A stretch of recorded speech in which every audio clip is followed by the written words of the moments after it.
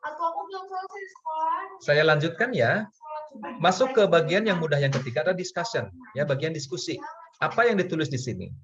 Ya, di bagian diskusi ini adalah analisis terhadap hasil, ya, hasil yang kita peroleh itu kita analisis, sehingga akhirnya Anda bisa membuktikan hipotesis ataupun mencapai tujuan penelitian. Ya. Kemudian jelaskan mengapa data yang diperoleh dalam material dan metode bisa demikian. Ya, itu diskusi. Ya. Jadi di sini ini adalah pembahasan yang mendalam, ya, mengenai hasil. Ya, jadi ini ada analisisnya di sini, ya, di bagian diskusi ini. Sehingga kita tunjukkan bahwa tujuan dari penelitian ini sudah tercapai, ya, di bagian diskusi ini. Ya, jadi kalau di geologi sih di kami biasanya di bagian kalau sudah masuk ke tahap diskusi itu bagian interpretasi masuk, ya, interpretasi data, analisis, gitu ya. Prediksi-prediksi ataupun perkiraan ataupun bukan perkiraan, ya, apa namanya itu, next step, next work-nya misalnya begitu, itu didiskusikan di sini. Yang sekarang apa begitu ya, kemudian bagian mana yang misalnya belum terjawab begitu ya, dan seterusnya. Itu semuanya di bagian discussion. Nah, poin intinya di dalam discussion ini berikan argumen yang selengkap-lengkapnya untuk meyakinkan pembaca bahwa apa yang kita hasilkan ini adalah benar. Ya. Karena pada umumnya pembaca itu membutuhkan proof, ya, membutuhkan apa namanya, evidence. Ya, kita bisa saja bercerita apapun, ya, bisa saja menemukan apapun itu. Pembaca itu perlu mana buktinya. Ya. Mana evidence-nya bahwa pertemuan kita itu benar. Ya. Nah, di bagian discussion ini kita coba sajikan, ya. Sajikan salah satunya itu, ya, komponen dari verifikasi kita, bahwa data kita itu sudah kita verified dengan seperti apa verifikasinya. Ya, kita jelaskan dan seperti ini hasil verifikasinya. Ya, itu di bagian discussion. Nah, kemudian perlu catatan, gunakan argumen yang logis tentu saja. Ya, apa yang Anda hasilkan itu dalam percobaan, survei atau kegiatan riset lainnya diterima oleh orang lain. Jadi harus logis kan? Ya, biar bisa diterima tentu saja. Ya.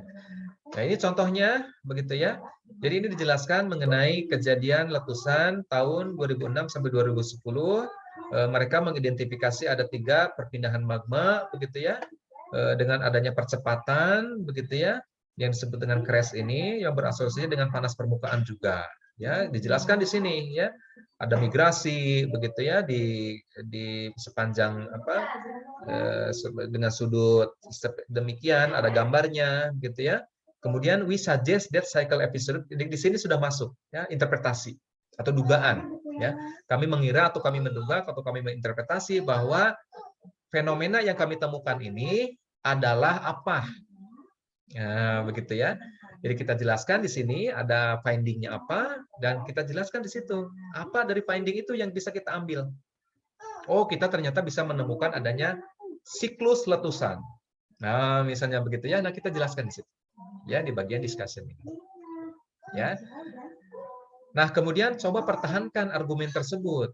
Ya, misalnya kalau kita ternyata hasilnya itu berbeda dengan penelitian sebelumnya, kita berikan penjelasannya. Ya. Misalnya kita menemukan, kita mau observasi sesuatu. Kemudian keluar hasilnya. Ya, hasilnya itu yang berbeda dengan orang lain, kita jelaskan mengapa bisa berbeda. Ya, jelaskan bahwa berbeda karena perbedaan sampel yang diukur, misalnya begitu ya, perbedaan metode, begitu ya, perbedaan apa lagi di situ. Ya, sehingga meskipun berbeda, kita punya reasoning. Ya, jangan sampai nanti kita malah mengkip, oh ini berbeda kok dengan orang lain, jangan dimasukkan saja orang lainnya, gitu ya, jadi dibahas akhirnya. Ternyata nanti dibaca oleh pembaca yang memiliki pandangan lain, oh ternyata berbeda ini hasilnya.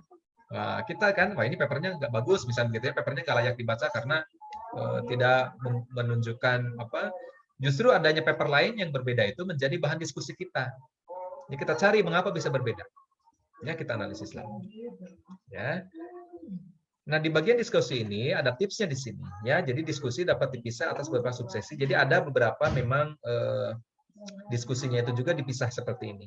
Ya, seperti tadi hasil ya, diskusi pun sama. Jadi kalau misalnya ternyata hasilnya lebih bagus dipisah, Nah, kalau seperti itu ada kemungkinan diskusinya juga lebih bagus dipisah. Ya, ada subseksi-subseksi terkait dengan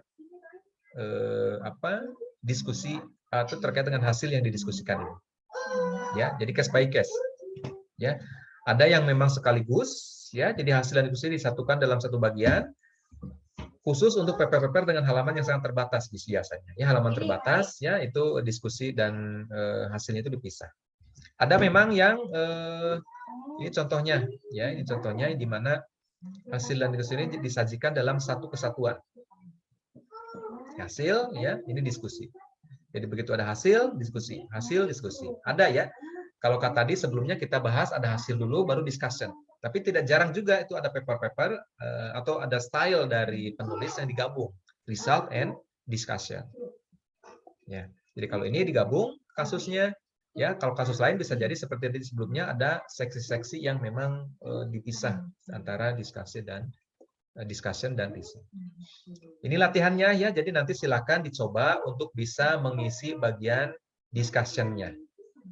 Ya, apa yang harus diisi di sana mengikuti dari konsep yang kita pelajari hari ini.